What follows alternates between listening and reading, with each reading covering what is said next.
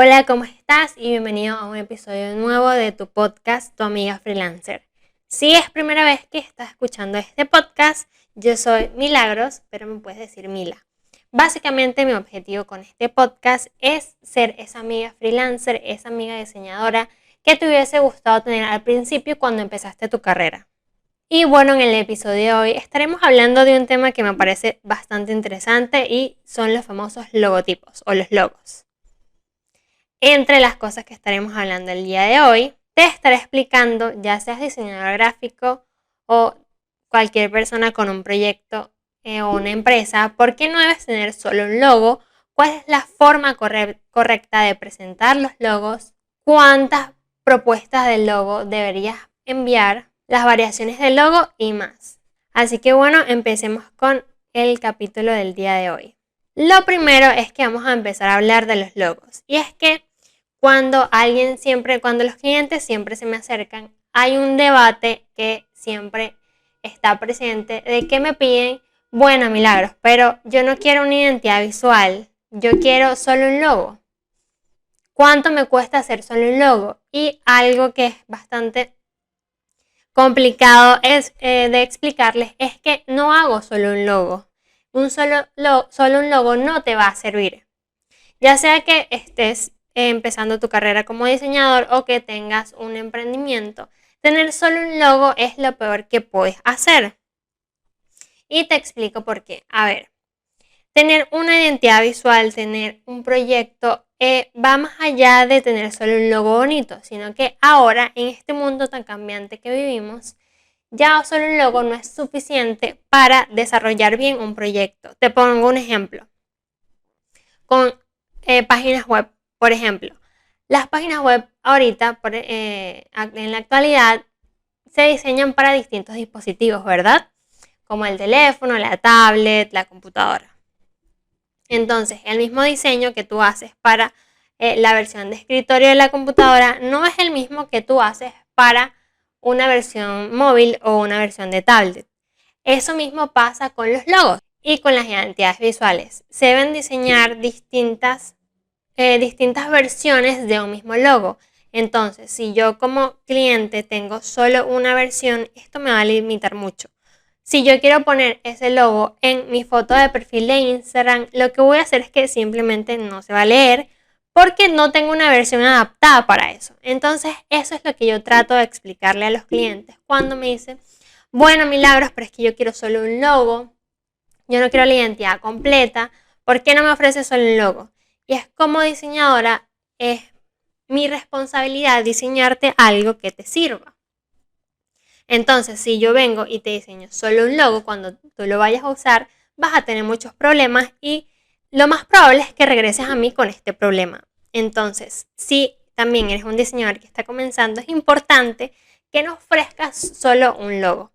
Obviamente esto te lo digo desde la experiencia, porque yo al principio de mi carrera solo ofrecía logos y esto es algo que fui aprendiendo poco a poco. Pero ya ahora que lo sé, quiero tratar de que si tú estás comenzando, sepas la importancia que tiene. Y si no eres diseñador, pero tienes algún proyecto, lo importante que es que si vas a mandar a hacer un logo, le pidas a tu diseñador que te entregue las variaciones del logo. Y ahí es donde voy a explicar el otro punto de este episodio. Y las variaciones del logo son lo que te estaba diciendo al principio, que básicamente no es que son logos diferentes, no. Es el mismo logo pero adaptado a diferentes formatos. Por ejemplo, como te decía antes, no es lo mismo diseñar un logo principal para una página web, por ejemplo, cuando el encabezado es horizontal, que para una foto de perfil de Instagram. El tamaño y el lugar es distinto, por lo tanto las necesidades que debes satisfacer con este logo son distintas. Entonces, debes crear distintas versiones del logo que son las variaciones. Por ejemplo, las usuales son una variación original que sería vertical o también puede ser horizontal, una versión en circular para adaptarlo a sitios pequeños como fotos de perfil en Instagram, etiquetas circulares, lugares muy pequeños. También otra variación que debes crear es si tienes un isotipo, puedes separar el isotipo del logotipo, que el isotipo es el icono y el logotipo es la parte escrita, de forma de que si necesitas usar solamente uno de los dos, porque el espacio es muy pequeño y no se lee, se puede hacer. Estas son algunas de las variaciones que puedes hacer. También, dependiendo del proyecto que vayas a hacer, hay que analizar exactamente las necesidades de esa marca, entonces pueden salir más o menos variaciones. Ahora, ¿cómo se debe entregar un logo correctamente? Bueno,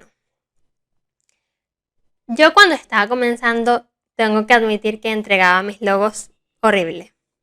Es decir, básicamente lo que hacía entregar era una foto en JPG y ya, como que bueno, aquí están las propuestas, elige. Entonces, esa era en la parte de entregar las propuestas del logo. Ahora, y entregar el logo final, lo que hacía era guardar como unas cuantas versiones en JPG y ya. Pero luego, obviamente, con los años aprendí que los logos o las identidades visuales, mejor dicho, se deben entregar de una forma específica. Por ejemplo, en el caso de las propuestas del logo, debes entregar, o bueno, todo esto en base a mi conocimiento y experiencia. Cada diseñador es autónomo, o tú como diseñador eres autónomo de decidir cómo lo quieres entregar, pero en líneas generales, usualmente como se entrega las propuestas del logo, utilizas algo que se llama Brandboard.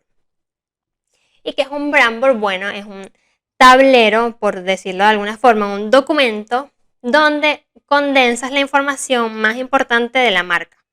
Por ejemplo, el logo, las variaciones, algunos mockups, la paleta de colores, la tipografía, el concepto de la marca, para que el cliente lo pueda ver. Entonces tú colocas toda esta información en este Brandboard y de esa forma es que puedes entregar tus propuestas de logo. Algo importante que mencioné son los mockups. ¿Y qué son los mockups? Bueno, son como fotografías de la vida real donde tú colocas el logo que acabas de crear para que el cliente tenga una sensación de cómo se va a ver su logo en la vida real.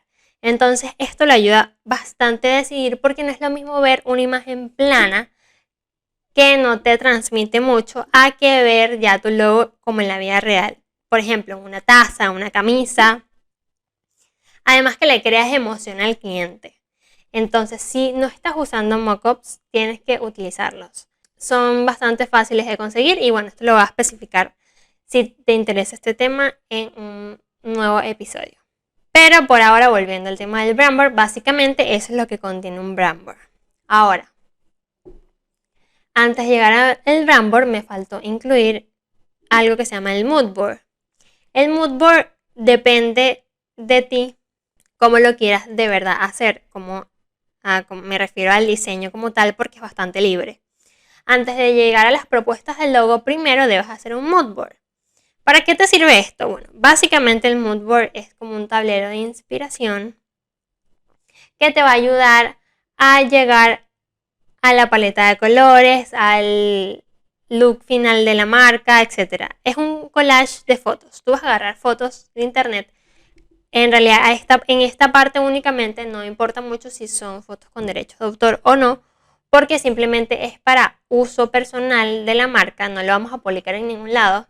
Entonces vamos armando un collage de fotos con fotos obviamente relacionadas al proyecto que estés haciendo, y esto nos va a dar la posibilidad de ir armando lo que va a ser la identidad visual. Entonces tú terminas tus collages de fotos, lo armas todo en un documento y eso es el moodboard. Ese es el primer paso para crear la identidad visual. Luego vamos con el Brandboard, que ya te mencioné anteriormente.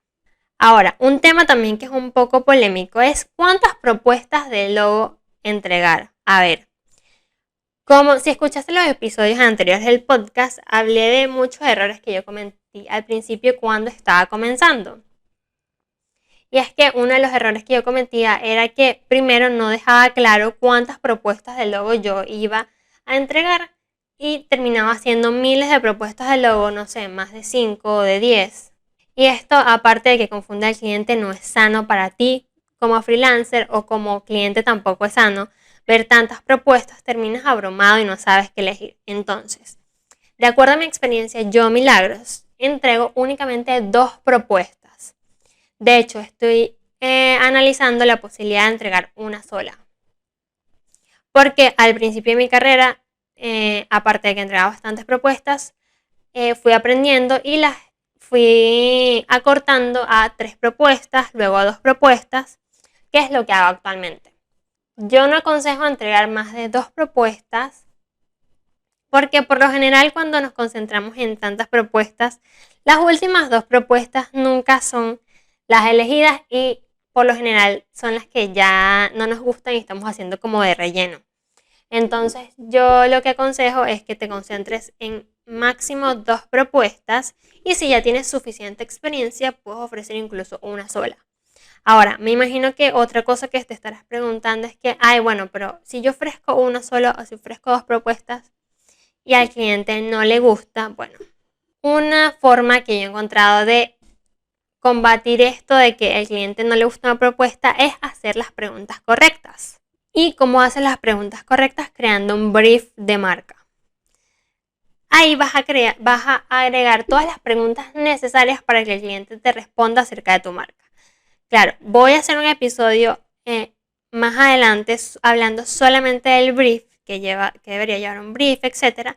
Pero básicamente la solución en general es que hagas las preguntas correctas. Cuando yo empecé a hacer las preguntas correctas a mis clientes, la tasa de que a los clientes no les gustara algo que yo hiciera bajó muchísimo. De hecho, ya cuando entré una propuesta de logo, ya casi siempre lo hacemos al primer intento. Y esto tiene una razón de ser, y es porque ya conozco lo que el cliente quiere, lo que el cliente quiere mostrar, entonces eso me da una visión más clara de cómo yo presentar esa propuesta al cliente y que vaya alineado con lo que tiene en mente. Porque si yo no hago las preguntas correctas, yo voy a estar inventando diseños como al azar y obviamente esto al cliente no le va a gustar. Entonces, debes hacer las preguntas correctas y vas a ver que tu tasa de aprobación va a subir bastante. Pero igual, quédate atento a los siguientes episodios del podcast porque voy a estar hablando de esto en detalle. Y por último, otra cosa que quería hablar el día de hoy es que hay también como un debate en que si debes hacer bocetos a mano o si los entregas directo en la computadora o qué. Bueno, para mí no te hace mejor o peor diseñador si haces sketches a mano o dibujos a mano. Porque realmente ahorita con todo el avance digital puedes incluso dibujar en una tablet o en la misma computadora. Entonces yo personalmente no me gusta hacer sketches o dibujos a mano. Yo lo que hago es directamente paso a Illustrator y tengo todos mis elementos y todo lo que quiero utilizar. Entonces si previamente necesito un elemento, simplemente lo hago en Illustrator directamente y ya. No siento que sea necesario dibujar a mano. Ahora, esto es totalmente opcional y general, de acuerdo a mi experiencia. Tú puedes probar qué te gusta. Si te gusta más hacer sketches, cool. Si te gusta más hacerlo directamente en la computadora, también está bien. Así que no te frustres si crees que debes hacer una o la otra porque cualquiera está bien. Lo importante es algo que te funcione a ti. A mí particularmente me funciona hacerlo directo en la computadora porque siento que no pierdo tanto tiempo, sino que voy directo al grano. Lo que hago primero es, si necesito algún elemento, lo hago, lo diseño, lo tengo ahí a la mano y ya empiezo a diseñar. Pero es totalmente opcional, esto depende de ti. Y bueno, hasta aquí llega el capítulo del día de hoy, espero te haya gustado un montón. Recuerda que subo episodio todos los sábados a las 5 p.m. hora de Venezuela. Si quieres hablar conmigo directamente, lo puedes hacer a través de mi cuenta de Instagram, estoy como @delvalleblog y por allá nos podemos conectar. Nos vemos la semana que viene en un episodio nuevo.